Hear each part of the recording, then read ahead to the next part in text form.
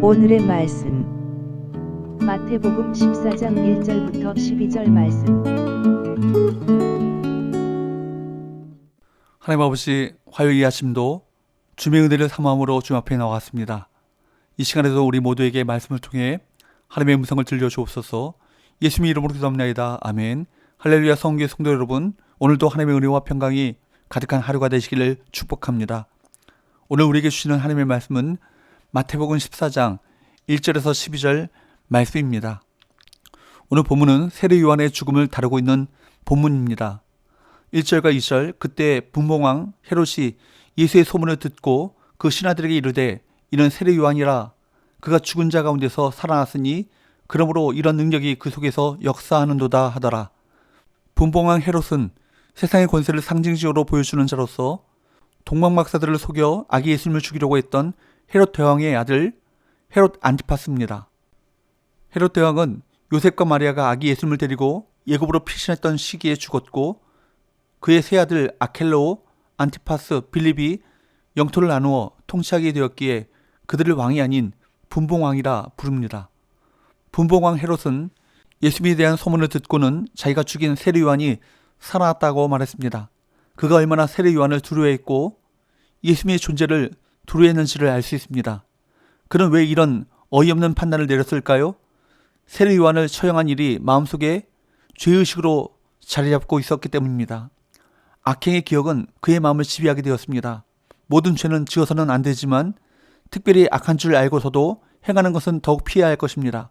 그 경험과 기억과 죄의식은 그 악의 크기만큼 깊은 상처를 남기기 때문입니다.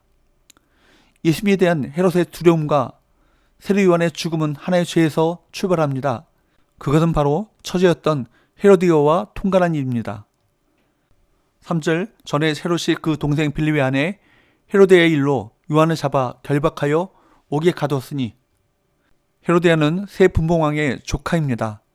어이없게도 그녀는 자기 삼촌이었던 빌립과 결혼하여 딸 살로메를 낳았고 이혼한 후에 또 다른 삼촌인 안티파스와 다시 결혼한 것입니다. 한 지역을 통치하는 자들이 이런 인간 이하의 부끄러운 일을 벌였음에도 불구하고 선지자 세례 요한이 이를 비판하자 잡아 가두고 결국 죽이기까지 했습니다.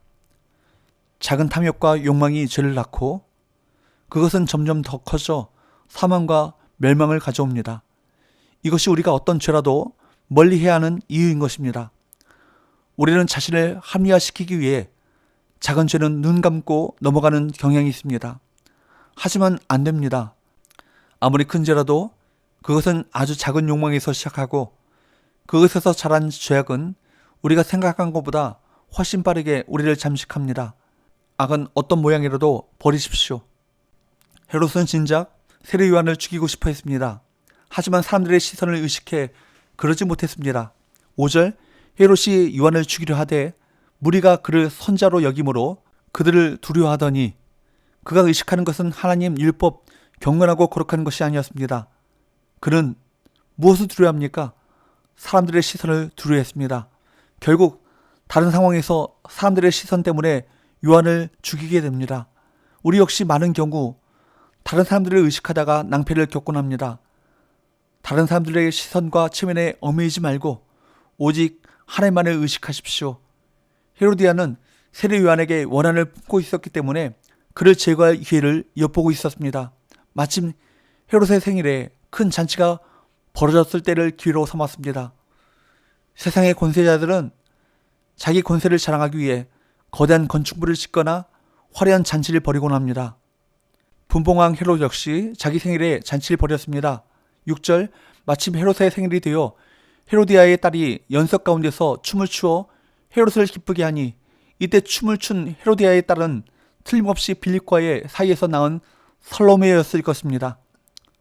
7절, 헤롯이 맹세로 그에게 무엇이든지 달라는 대로 주겠다고 약속하거늘 급 춤을 보고 기분이 좋아진 분봉왕 헤롯은 자기가 무엇이든 줄 수 있는 사람인 양 호기를 부려오지만 실제로는 아무것도 마음대로 할 수 없는 사람입니다.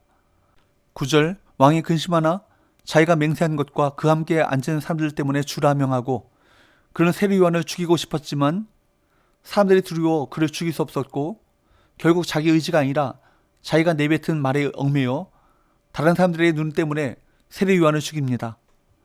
헤롯은 이를 통해 하늘 나라의 원수로 확증되고 말았습니다.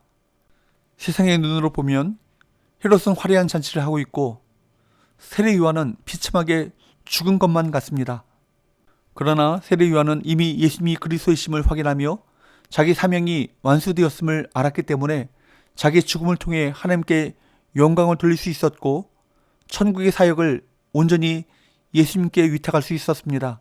12절 요한의 제자들이 와서 시체를 가져다가 장사하고 가서 예수께 아뢰니라. 세례 요한은 자신의 죽음까지도 주님의 죽으심을 예표하는 신실한 삶을 살았습니다. 하나님 나라를 구하는 삶은 세상의 성공과 영광을 누리는 삶이 아니라 예수님을 위해 자신의 모든 것을 헌신하는 삶인 것입니다. 세상은 여전히 헤롯과 같이 신실한 자들을 조롱하고 심지어 죽이기까지 합니다. 우리는 악한 세상의 화려함 뒤에 숨어있는 그들의 결국 멸망의 참혹함을 볼 수 있는 눈이 열려야 합니다. 세상을 부러워하거나 그들의 화려함을 따르는 어리석은 자가 되어서는 안 될 것입니다.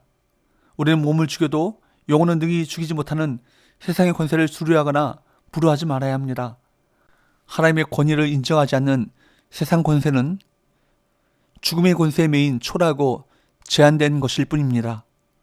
세상의 권세자들은 사람들을 두려워하며 악행을 저지르지만 천국의 백성은 오직 하나님만을 두려워하며 거룩한 삶을 살아갑니다. 우리는 천국에 속한 자로서 세상의 본질을 정확히 파악하고 하나님의 말씀을 담대히 전하는 자로 살아야 할 것입니다. 기도합시다.